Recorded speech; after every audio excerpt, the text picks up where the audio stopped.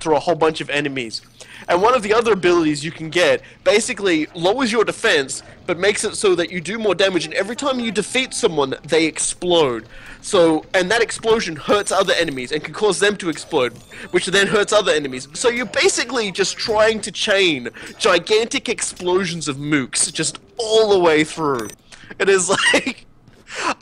I've still got to go back and do the other two paths, but at the same time, I'm so content with what I've done. Like, you know, and it's hilarious because it's the bastard child of Kamen Rider Black with Kamen Rider Deno. So so you've got all these references to like fucking Golgom and time traveling trains. It's fantastic. The game also does just a really good job of encapsulating some of the tertiary parts of Sentai series that are so good too. Like in the last game I played through, there was this one cat who was emailing me like, you know, hey, you know, I'm shipping two of your characters, and basically he was trying to ship Jean-Claude Van Damme and Scarlett Johansson. he attached a file that was like 30 gigabytes or whatever, and I had one of my friends spoil it for me. So basically, if you agree with him and say, okay, yes, you know, Jean-Claude Van Damme and Scarlett Johansson are a thing, then you get 40 fans. Or if you disagree with him and say, at least in my case, a gender-bent Bruce Lee, so a female Bruce Lee and Scarlett Johansson are a thing, you lose 40 fans. I couldn't bring myself to agree with him for the mechanical benefits, so I was just said no comment. And what he did instead was say, "You're so mean," and then he sends me a 1.3 terabyte file of more of his fanfiction. So fucking good. Anime is for jerks. It was so fucking good. Oh my god. My Sentai team was actually I called them Moon-Based Rangers Space Gar, and they all had like names like Green Earth and Blue Moon and things like that, and just yeah. And I can't, what did I call my giant robot? I think I just called it Spacebot. But their transformation was bang zoom straight to the moon. My friend one of my friends, Psychic, you know him, Robokai. Mm-hmm.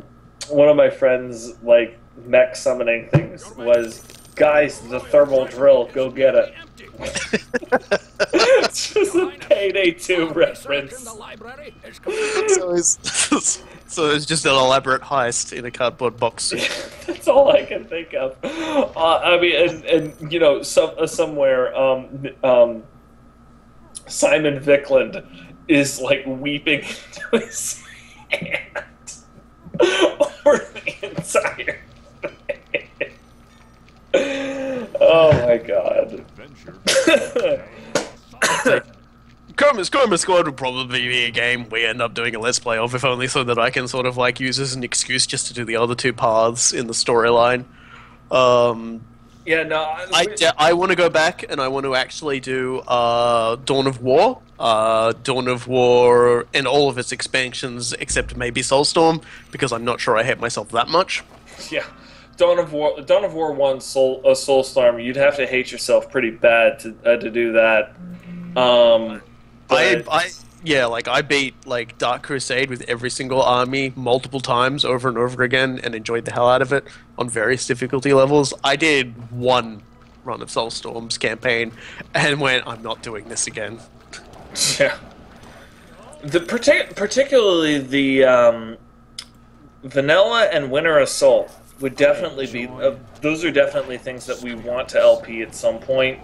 The problem is obviously finding the time. You guys understand from the AMA that I did that, you know, I'm insanely busy, and finding a synced up time with Robokai is difficult when you consider that we're 18 hours apart.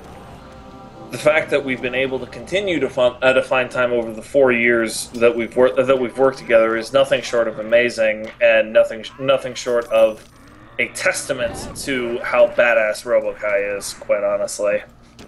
The problem with Soulstorm is that the campaign itself runs functionally almost identical to the Dark Crusade campaign, which would be fantastic, except for the fact that they actually removed a few quality of life features that made the Dark Crusade campaign bearable.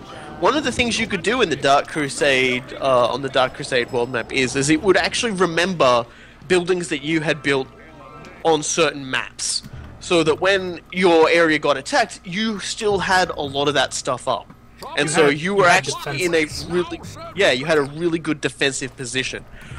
They got rid of that in Soulstorm, and it actually sort of makes a lot of the like sort of the fights just drag on a lot longer, because you'll face off against two allied enemies that will basically just rush you immediately, and you've got to try and build up enough of a force to fight, and it can just be...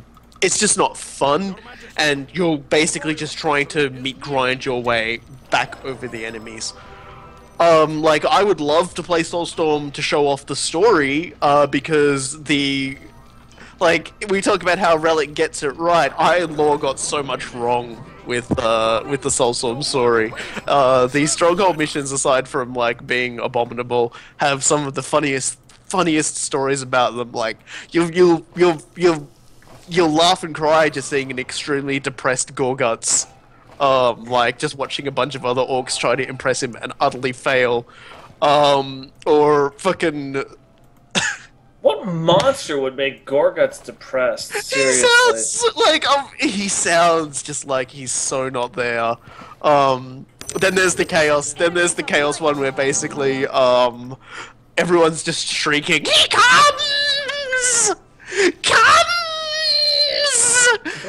Like the fucking guy in charge of the Alpha Legion there is just a screaming lunatic. It's like, oh, it's the Alpha Legion, you know, yes. We will take away their metal boxes.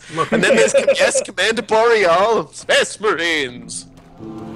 Right now, our battle brothers are in space. Okay. No, listen, and his stronghold plan is simultaneous deep strikes. For Codex Astartes calls it Steel Rain. Steel Rain, yeah, Iron Rain. I was gonna call it Iron Rain, but Steel Rain. That expansion... Boreal was an idiot as Stubbs apparently has 100 Bane Blades to put them at the base, because he sent them to other parts. I don't know where he sent them, because I sure as fuck didn't see 100 Bane Blades out in the middle of fucking nowhere. What the fuck? Cornholio Bane Blades! The Imperium would kill people to have 100 Bane Blades. Like, I'm surprised someone from the Mechanicus didn't just turn up and immediately start punching him in the back of the head when they said, oh yeah, we've got 100 Bane Blades, but we sent them off to other places. And just going, why? Why did you do this? Why did you do this? This is terrible. This is like TURRBLE. Mass-producing Baneblade. That's like when the Big Sam has been mass-produced. The Federation is finished. Just a lot of really strange decisions went into it, and I think a lot of it came from the fact that Iron Law were rushed for time, running out of money, and pretty much on the verge of bankruptcy at that point, which was, I think, happening to a lot of studios, and ended up happening to THQ itself down the line. I think two things. Soulstorm deserves to exist because he gave us metal boxes. And metal boxes is... And Commander Boreal... Metal boxes is pretty incredible, I will say that. Commander Boreal is one of my favorite characters from the Totemus.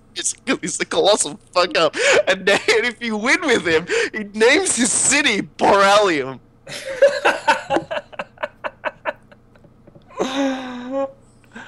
Oh my god. And, two, we've been going for 2 hours and encroaching on 10 minutes, and if I let you nerds talk about Warhammer, we'll be here all night.